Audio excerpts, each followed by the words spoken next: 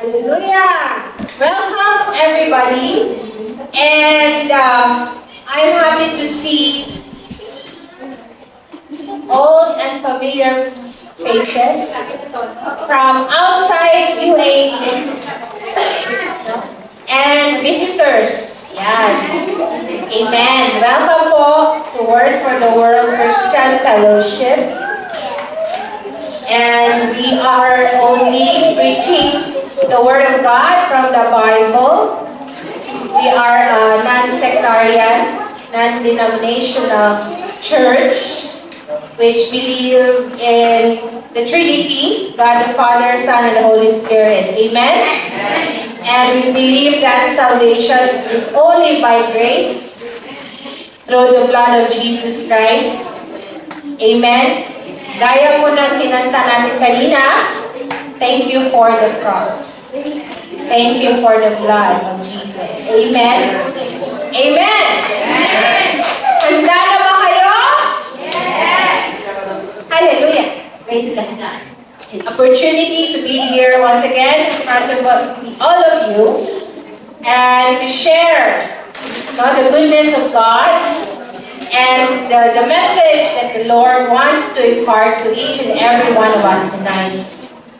Our theme for the month of April is about United in Mission. Amen? I don't know why they really spell it like Y-O-U. No? Maybe to emphasize that you are sitting there, are part of the mission. Amen ba? Amen. Can you tell your seatmate, you are part of the mission?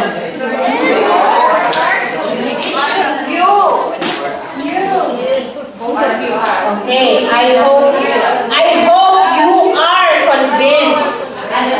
Hallelujah. Amen. And our theme verse is taken from the book of Philippians, chapter 2, verse 2. Amen. Make my joy complete, sabi ni Apostle Paul in this verse, by being like-minded, having the same love, being one in spirit, and one of mind. Then, make me truly happy, sabi niya, by agreeing wholeheartedly with each other, loving one another, and working together with one mind and one purpose. I do hope that nobody here is hating one another. Amen? Because we are encouraged by the Word of God that we are to love one another. Amen? To be one in spirit and one in mind. Ayan na, bakit na?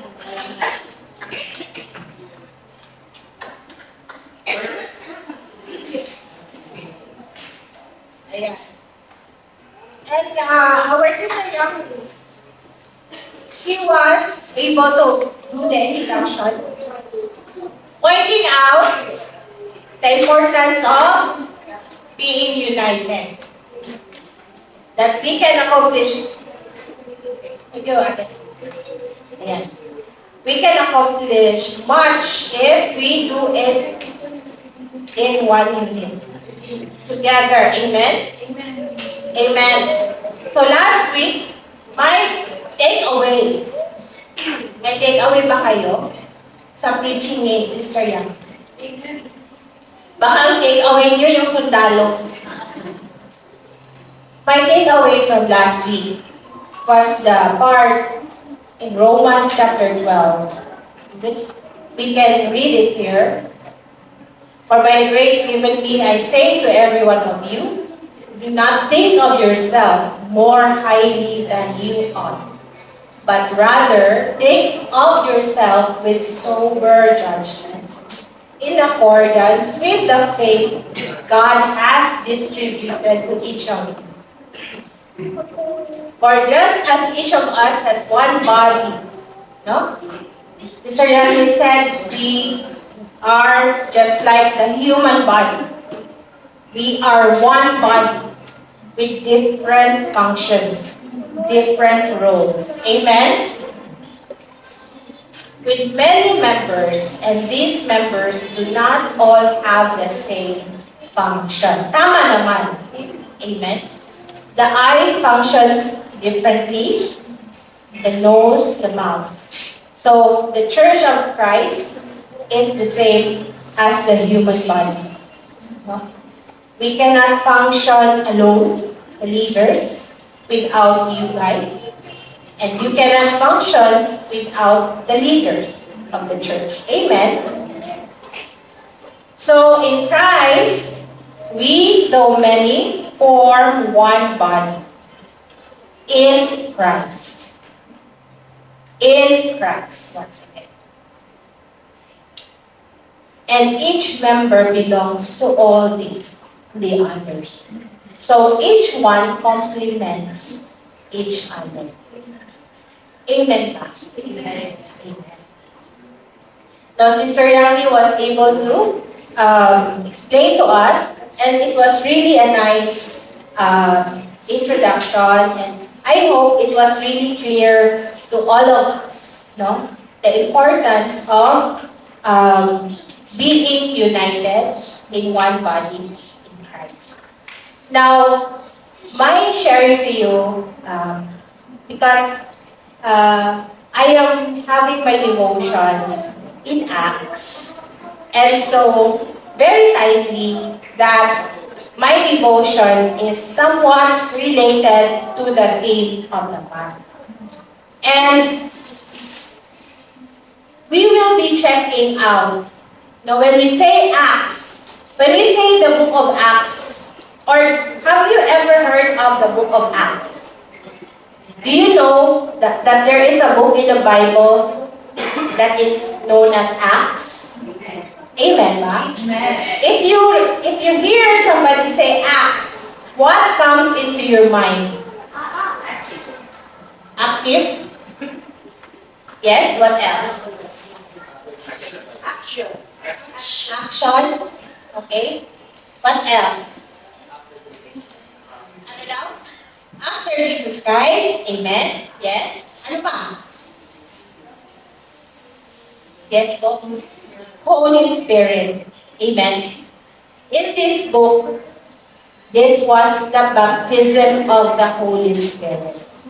Jesus Christ promised His disciples that when He goes back to heaven, an advocate, a helper, an encourager, no, will come. Amen? And indeed, the Holy Spirit came. Amen?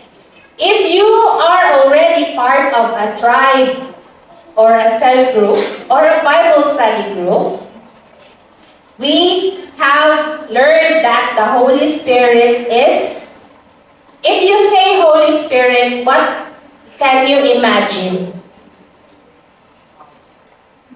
Power.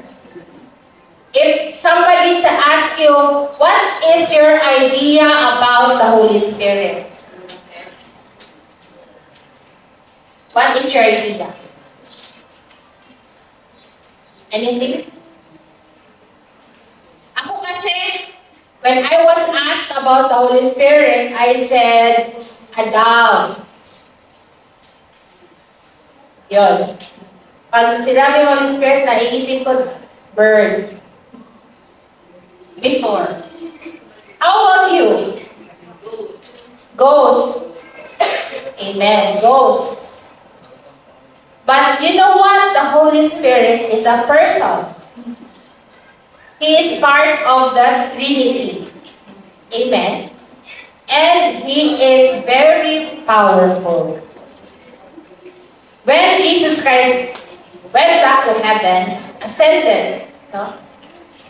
And He really promised His disciples. Kasi the disciples now, Jesus is gone. They were worried, no? Scattered. Only John was there during the crucifixion, actually. And 12, well, Judas Iscariot died because of suicide, but the rest are scattered. And only John was there to be witnessing everything that happened to him. And so they were afraid, ano na, what will we do without Jesus? But Jesus Christ promised them that the Holy Spirit comes. And indeed, He came. Amen. We in this church, we believers of Jesus Christ, all are believers of Jesus. Amen? Amen. We are all believers of Jesus Christ. We belong to one body with Jesus as the head. And we have, each of us, different roles to play, as what Sister Yami has already explained to us. And this verses in Romans is telling us that each one must play the part, because imagine if, just like our body, if our kidney will malfunction, the whole body will suffer. Amen. It's the same way as the church. And the only possibility for us to be effective in our roles is in Christ. Amen. Do you agree with that? Amen. Amen. Our theme verse in sorry. And verse 6 is saying, we have different gifts according to the grace that was given to each of us. If your gift is prophesying, then you have to prophesy. If it is serving, then serve. If it is teaching, then teach. If it is to encourage, then give encouragement. If it is giving, then give generously. If it is to lead, do it diligently. If it is to show mercy, do it cheerfully. Amen. Saan kaya tayo na, if you examine yourselves, I believe there is something in those things that were mentioned that each of us might have. Amen. If it is like singing, sing. If it is dancing, dance. Dance ministry. Dance. Amen. If it is to cook, then cook. Kay Kuya Dennis, ang sarap ng pagkain. Amen? Kay Kosa. If it is to give, magpapatawa, hindi kaya, it's not easy to make somebody laugh, no? Amen? And laughter is good medicine. But each of us must have Christ, so that we will be able to play our role, and not only that, so that we can be able to identify. Have you identified? Or maybe until now, not yet. But don't worry, it's not yet late. You can still ask the Lord, Lord, what is my gift? What is my role? Amen? Now, going back to Pentecost, the Holy Spirit, which is Acts, the Holy Spirit came during Pentecost. And the Holy Spirit is very essential for the apostles, for the disciples of Jesus Christ, to be able to go and preach, no? To go and share the gospel, to go and preach the word, so that many comes and receives Jesus Christ and be followers of Him. Amen. Tonight, we will look into Acts chapter 6, and we will see, no, if the church during those times, in the early church, if they are perfect. Amen? Kasi during that time, the baptism of the Holy Spirit, grabe, tremendous ang working ng Spirit of God. And so many people were converted. Not only hundreds, thousands. Amen? When Peter was preaching after the baptism of the Holy Spirit, those who are around the area, 3,000 were converted into Christianity. Amen. And the same power can and is in us. Do you believe that tonight? Amen? Amen. So let us go. But before we go to Acts chapter 6, let us see what the early church were doing after the Holy Spirit has come upon them. In chapter 2, verse 42 to 47, we can read that they devoted themselves to the apostles' teaching and to fellowship, to the breaking of bread and to prayer. Everyone was filled with awe at the many wonders and signs performed by the apostles. So, ang daming miracles. Amen? All the believers were together and had everything in common. Verse 45, they sold property and possessions to give to anyone who had need. Every day they continued to meet together in the temple courts. They broke bread in their homes and ate together with glad and sincere hearts, praising God and enjoying the favor of all the people.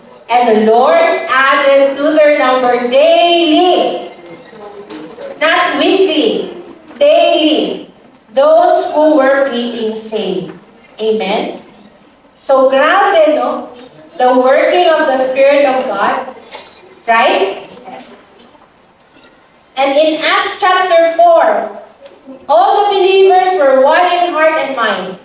No one claimed that any of their possessions was their own, but they shared everything they had. With great power, the apostles continued to testify to the resurrection of the Lord Jesus. And God's grace was so powerfully at work in them all. Ito, tong verses na to eh. That there were no needy persons among them. Lahat equally distributed. For from time to time, those who owned land or houses sold them, brought the money from the sales and put it at the apostles' feet. And it was distributed to anyone who had need. Joseph, a Levite from Cyprus, whom the apostles called Barnabas, which means son of encouragement, sold a field he owned and brought the money and put it at the apostles' feet. Now, can you picture out? Is it clear what was happening? Amen? So as we look into these passages, can we say that they are a perfect church? Yes? Maybe? No? Yeah? Because looking back into Romans, they were generous. They were serving one another. Right? They were fellowshipping. They were together. Amen? They were united. Daily. They are coming. They are going to the temple courts. They are showing how Jesus Christ has changed their lives. Amen? Can we say that they are perfect? they were perfect? Yes? No? Maybe. Now let's look at chapter 6. And this is where our study will focus on. In those days, when the number, chapter 6, verse 1 to 7. So, 1 to 2, in those days, let's all read. In those days, when the number of disciples was increasing, the Hellenistic Jews among them complained against the Hebraic Jews because their widows were being overlooked in the daily distribution of food. So the 12 gathered all the disciples together and said, "It would not be right for us to neglect the ministry of the Word of God in order to wait on tables." Verses 3 to 5, "Brothers and sisters, choose 7 men from among you who are known to be full of the Spirit and wisdom. We will turn this responsibility over to them, and will give our attention to prayer and the ministry of the Word." This proposal pleased the whole group. They chose Stephen, a man full of faith and of the Holy Spirit, also Philip, Prochorus, Nicanor, Timon, Parmenas, Nicholas from Antioch, a convert to Judaism. They presented these men to the apostles, who prayed and laid their hands on them. So the word of God spread, the number of disciples in Jerusalem increased rapidly, and a large number of priests became obedient to the faith. Amen.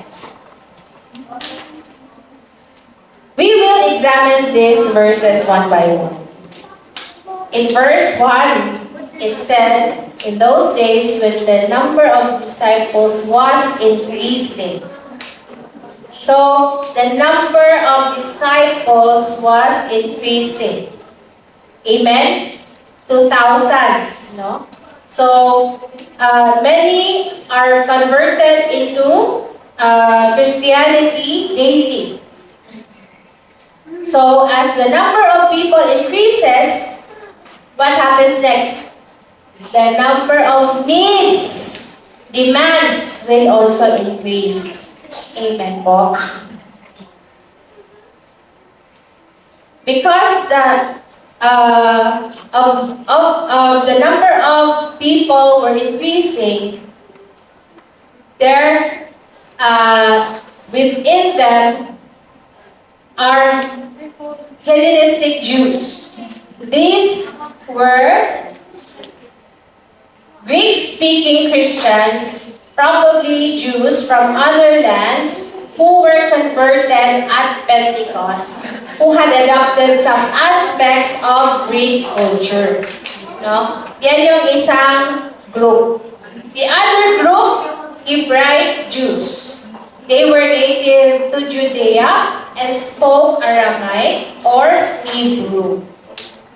Ngayon, tayo, here, we are Cebuano, Bisaya, Ilonggo, Ilocano, ano pa? Pagalatok,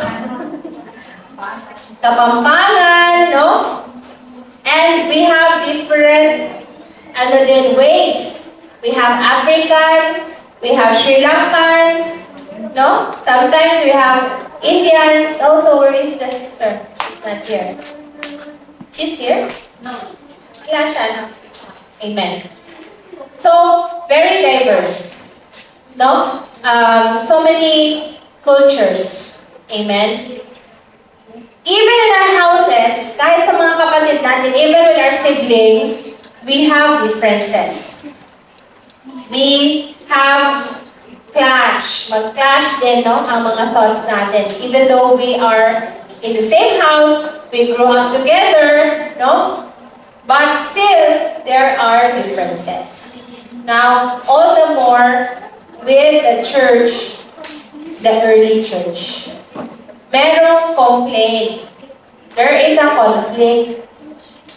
The Greek-speaking widows were being overlooked in the daily distribution of food.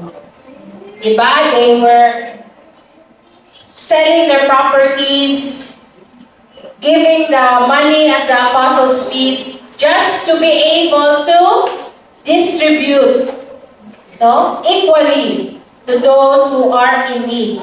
Amen? Amen? But some widows were overlooked. During that time, widows were considered as vulnerable. Women in those days kasi were not that empowered. Not like today. No? Women are very empowered, educated. There are women who run the country, but before, no. Women are treated not like men. Amen? And so, the early church are giving very big priority on widows. Supporting them. Amen. Bakit kaya? Why is there a conflict? Why are they complaining?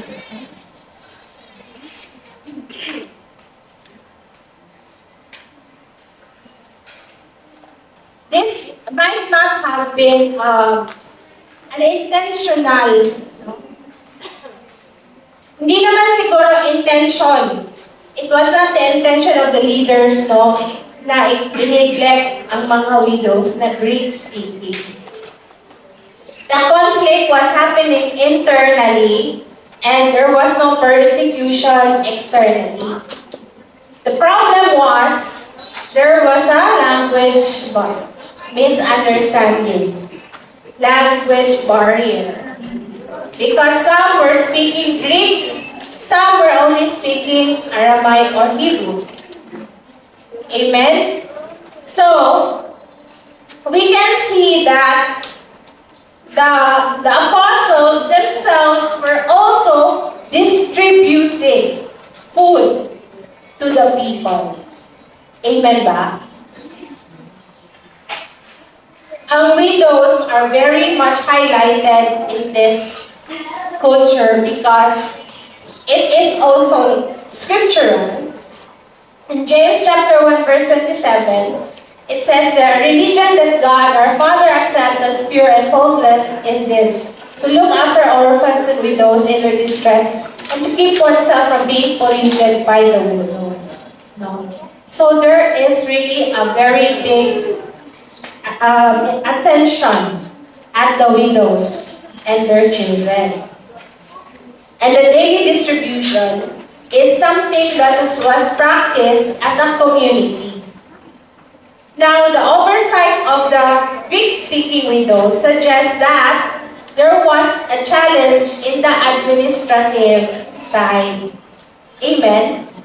The church was growing and it is necessary that there must be an equal distribution of the labor.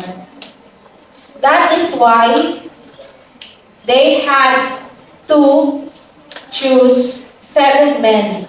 Amen? Ano po ang realization po sa nangyari dito? In reality, mga kapatid, the early church had problems as well. Just as we also do have today. No church, and I repeat, no church has ever been or ever will be perfect. A church can only be perfect at the coming of Jesus Christ. Amen? All churches have problems.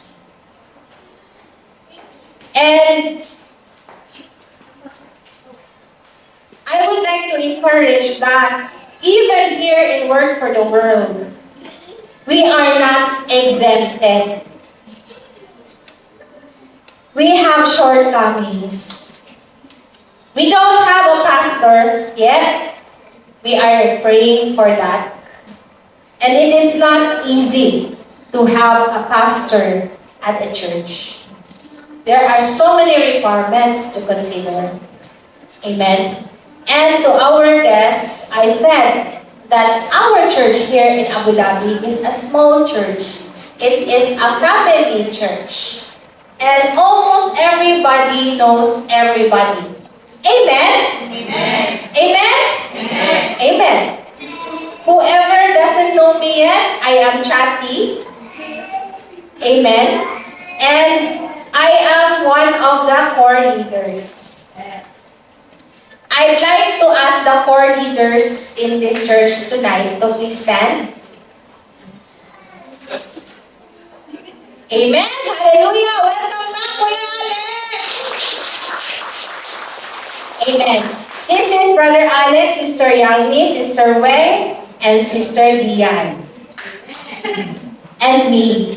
And the two are not here tonight, Christian and Pao. We are your core leaders. And why did I introduce the core leaders to you guys? Because not only the core leaders have the responsibility, you also have a role to play. Are you praying for us? Because if you are not yet praying for us, it's high time that you remember us in your prayers. Amen. Yes, there is no perfect church, but the question that we must be asking ourselves is, what can I do to make the church better? Amen. And why am I emphasizing this? Because just recently, naibakang isulod sa akong buto. Merong it is a reality. We are facing struggles. Because why? Human as we are, the enemy is trying to drag us away from the church. He will always give whispers that are not pleasant. Many times we become critical. We criticize rather than build up. The Bible, always the Apostle Paul is telling, spur up one another, encourage one another, love one another. Amen. But many a times we think negatively, and we do not pray for our leaders. Instead, we criticize them. Now, what can you do to make this church better? Handa na ba kayo? Amen? Amen? Amen. We each have a function, and it is my desire and the church prayer that we act on it. Now, verses 2 to 4 in chapter 6 tells us that the 12 means the apostles. But they are now not 12 because Judas Iscariot died. So they had to vote for one more. And biblically, it was stated here in Acts chapter 6 that they prayed for somebody who is spirit-filled. The choosing of a leader is not just because of that person is famous, or that person is rich, or that person is witty. Mga kapatid, that person must have Jesus Christ. Amen. And that person needs to be filled with the Spirit of God. So that was what the 11 apostles did.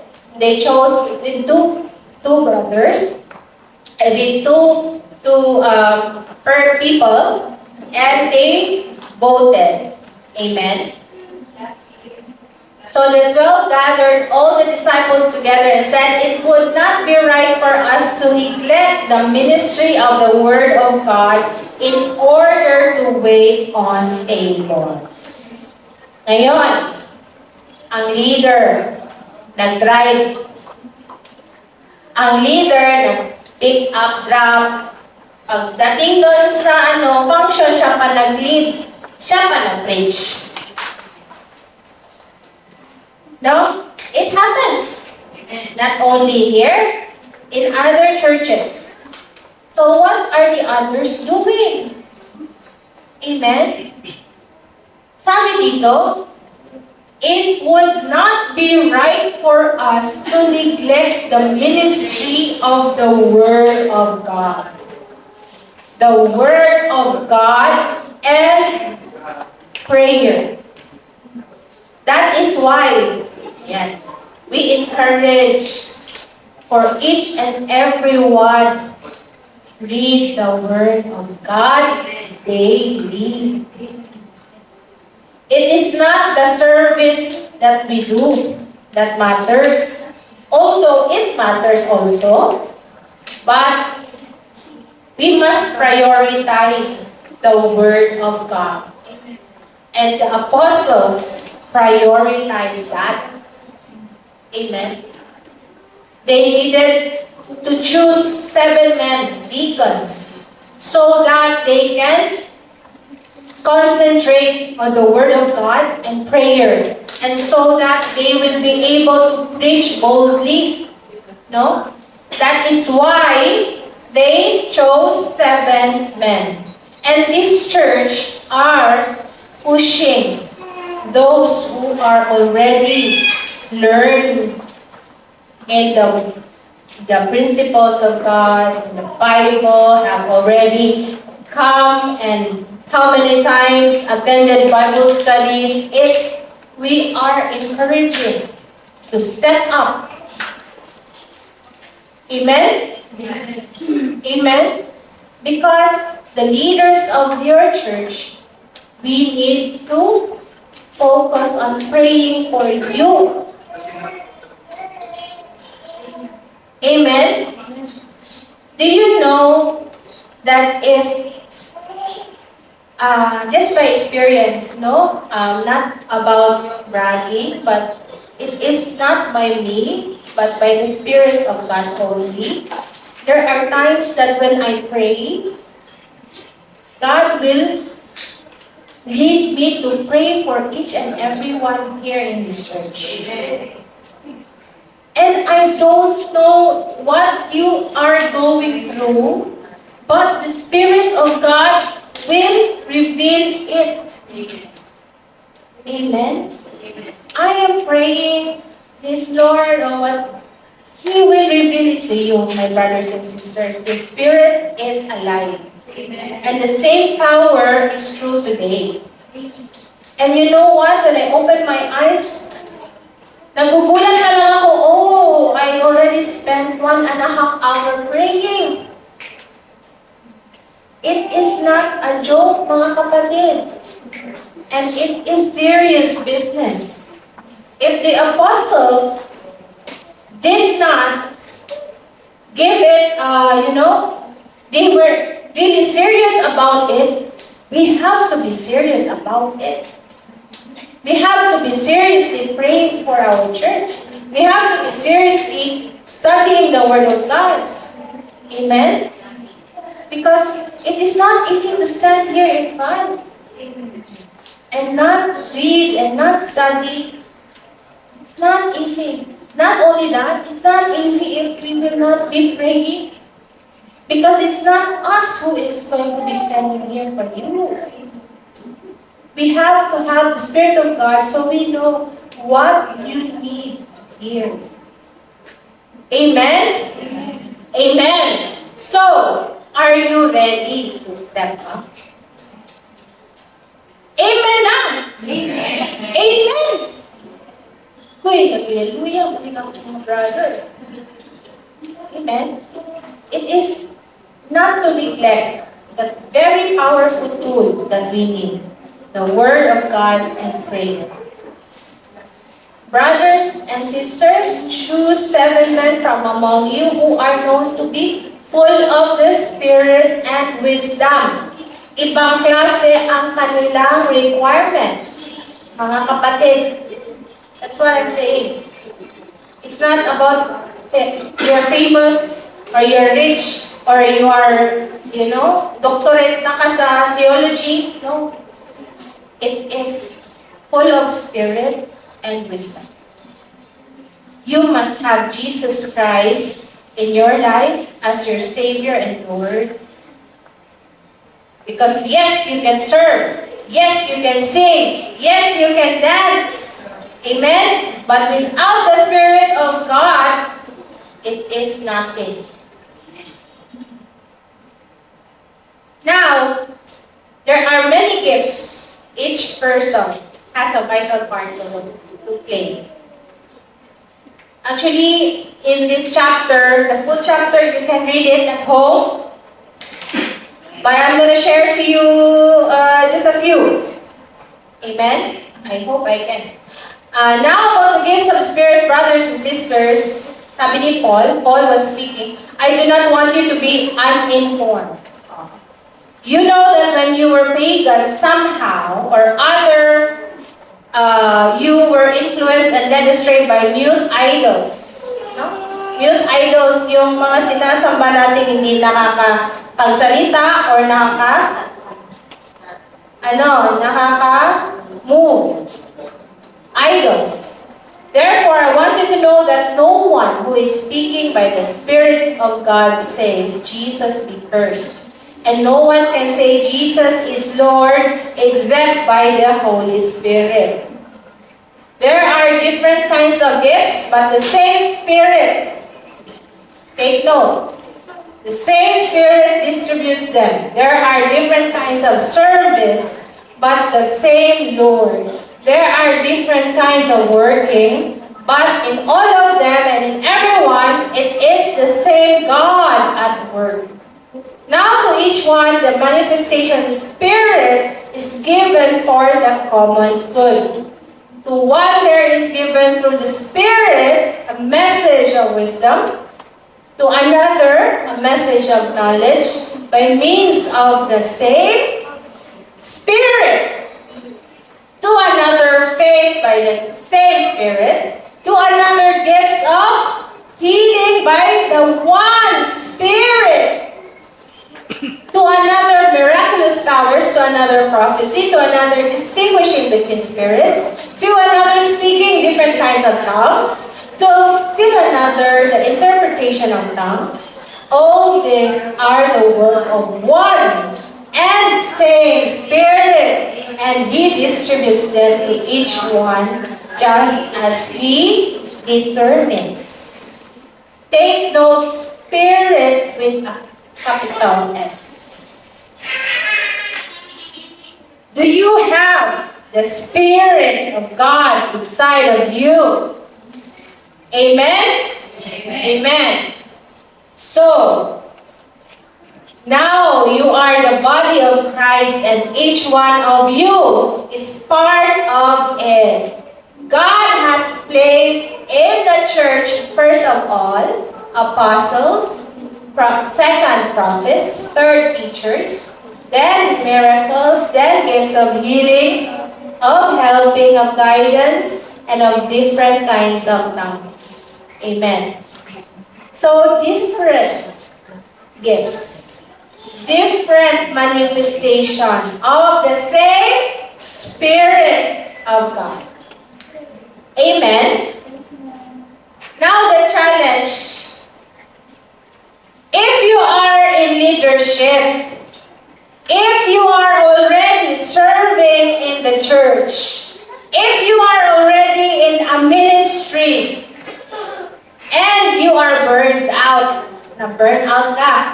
you are tired, relax lang. you can relax. Or you can reach out to your fellow brothers and sisters. And you can speak it out. Share it out. Imarites mo na. Amen. Amen? Bakit? So that your brother or sister can pray for you. Amen? It is but normal. We will feel tired at times. Amen? Lalo na. All the more because we do not read the Word of God daily. I can say this with confidence kasi ako ganun din eh. I'm also like that. When I do not read the Word of God, it is easy to be tempted to rage. Nagkalis agad. Walang patience. Naiinis agad. Diba? But if we are ministered daily with the Word of God, when we come, I have read a verse saying that when you confess your sins to the Lord, you will not only receive forgiveness, but you will receive refreshing. Amen?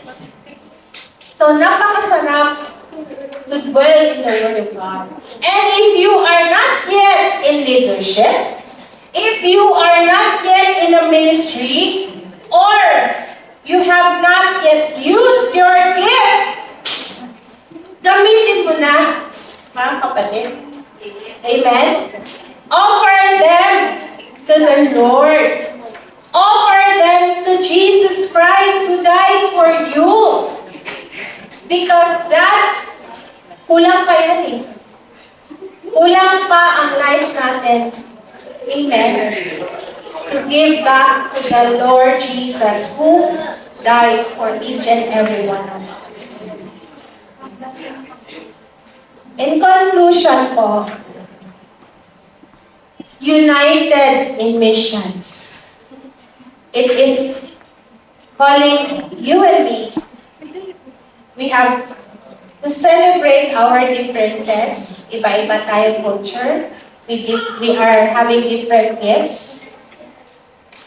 We have to maintain a steady, steadfast, spirit-filled commitment to the unity of faith, of our faith and our purpose in spreading the good news of the gospel of Jesus Christ.